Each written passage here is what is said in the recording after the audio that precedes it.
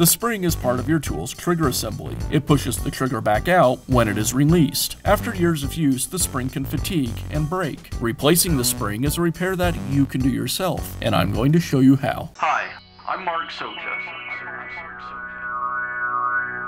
Do-it-yourself repairs like these are easier than you might think.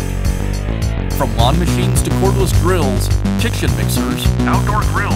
our how-to videos walk you through each repair from start to finish. So doing it yourself means never having to do it alone. Let's get started. I'll begin by removing the side cover from the throttle trigger handle.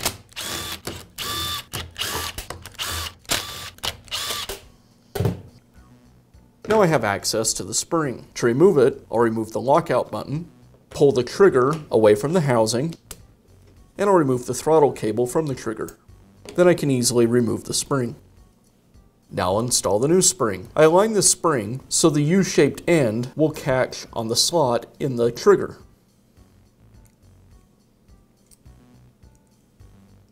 I align the spring coil with the hole through the trigger where it pivots. I'll reinstall the throttle cable, align the hole in the trigger with the post on the handle, and tension the spring back behind this piece of plastic. And make sure that the throttle cable is sitting down in the slots across the handle. And replace the lockout button. Now I'll realign the throttle handle with the shaft and install the other half. I'll secure the two halves together with the screws.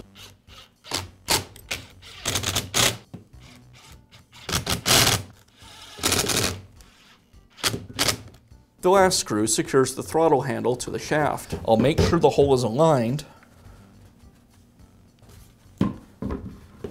and then secure the screw.